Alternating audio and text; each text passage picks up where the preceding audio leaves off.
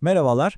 Bugün çoğumuzun belki de pek ciddiye almadığı ama aslında hayati sonuçlar doğurabilen bir konuya, yetişkinlerdeki gıda alerjilerine yakından bakacağız. Peki, bir sonraki öğününüzde sizi nelerin beklediğinden gerçekten emin misiniz? Biliyorum bu soru kulağa biraz sert geliyor değil mi? Ama inanın gıda alerjisiyle yaşayan milyonlarca insan için bu her öğünde yüzleştikleri acı bir gerçek. Yani bu bir abartı falan değil. Kelimenin tam anlamıyla bir ölüm kalım meselesi. Peki bu kadar ciddi bir tehditle nasıl başa çıkılır? Aslında her şey tek bir temel ilkeye dayanıyor. Kaçınmak. Gıda alerjisi yönetiminin bir numaralı yani altın kuralı. O alerjen gıdayı hayatınızdan tamamen ama tamamen çıkarmak. Ve bakın bu sadece o yiyeceği yememek anlamına gelmiyor, çok daha fazlası. Onunla her türlü teması kesmek zorundasınız. Tıpkı etrafınıza görünmez bir kalkan örmek gibi bir şey bu. Durumun ne kadar hassas olduğunu anlamamız lazım. Yani şöyle düşünün, bir fıstık tanesinden arta kalmış ufacık bir toz zerresi ya da bir damla süt. Gözle bile göremeyeceğiniz kadar minicik miktarlardan bahsediyoruz. İşte bu kadarcık bir şey bile hayatı tehdit eden o korkunç reaksiyonu tetiklemeye yetebilir. Peki diyelim ki temas oldu. Bu reaksiyonlar nasıl görünüyor?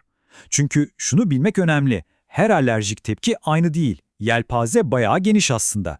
Yelpazenin bir ucunda evet rahatsız edici ama genellikle kontrol altına alınabilen şeyler var. İşte kaşıntı, kızarıklık gibi ama diğer uçta her şeyi bir anda değiştiren gerçekten korkutucu tek bir kelime var. Anafilaksi.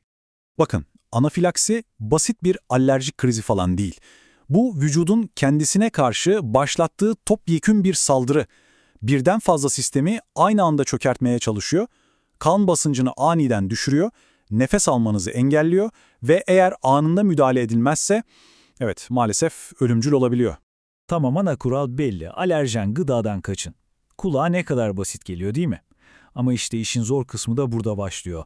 Çünkü tehlike her zaman öyle bangır bangır ben buradayım demez. Asıl mesele o gizli tehlikelerde. Mesela diyelim ki yumurta alerjiniz var. Haliyle yumurta yemiyorsunuz. Gayet bilinçlisiniz. Ama o çok masum görünen bisküvinin, salataya döktüğünüz sosun veya herhangi bir işlenmiş gıdanın içinde yumurta akı gizlenmiş olabilir.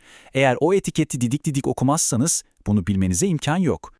Ya da başka bir senaryo. Bir restorana gittiniz, kendinize güvenli bir tavuk yemeği sipariş ettiniz, her şey yolunda gibi. Ama sizin o tavuğunuzun pişirildiği ızgarada belki de saniyeler önce karides pişirildi. İşte buna çapraz bulaşma deniyor ve inanın o alerjini doğrudan yemek kadar tehlikeli olabiliyor.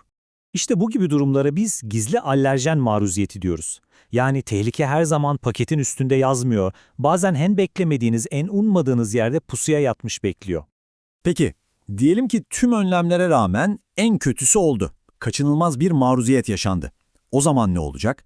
İşte o kritik anda hayat kurtaran bir acil durum planı devreye giriyor. Şiddetli gıda alerjisi tanısı konmuş herkes için bu küçük cihaz adeta bir hayat sigortası. Adrenalin otoenjektörü. Anafilaktik şokun o korkunç etkilerini hızla geri çevirebilen tek ilaç bu. Bu yüzden bunu yanınızda taşımak bir tercih değil, kesinlikle bir zorunluluk. Kullanımı da aslında çok basit. Anafilaksi belirtileri başladığı anda bir saniye bile beklemeden hiç tereddütsüz uygulanmalı. Bunu kişi kendine de yapabilir, yanındaki biri de uygulayabilir ama işte burası çok önemli. Enjeksiyon yapıldıktan sonra bile hemen en yakın acil servise gidilmesi şart. Çünkü adrenalinin o hayat kurtaran etkisi sadece geçici bir çözüm. Evet, epey yoğun ve gerçekten de hayati bilgilerden bahsettik. Gelin şimdi tüm bu konuştuklarımızı şöyle bir toparlayalım, aklımızda kalması gereken kilit noktaları özetleyelim. İşte gıda alerjisiyle yaşamanın 4 temel taşı. 1. Neye alerjiniz olduğunu doktor testleriyle kesin olarak öğrenin. 2. Bu gıdadan ve onunla temas etme ihtimali olan her şeyden ama her şeyden uzak durun. 3. Etiketleri bir dedektif gibi okuyun, dışarıda yemek yerken sormaktan çekinmeyin. Yani gizli alerjenlere karşı hep tetikte olun. Ve 4. En önemlilerinden biri, eğer doktorunuz önerdiyse o adrenalin otoenjektörünü bir an bile yanınızdan ayırmayın. Bitirirken size küçük bir soruyla veda etmek istiyorum. Belki sizin bir gıda alerjiniz yok, ne mutlu size. Ama ya bir sevdiğinizin varsa, bir dahaki sefere markete gittiğinizde elinize aldığınız o paketin arkasındaki içindekiler listesine ne kadar dikkatli bakacaksınız.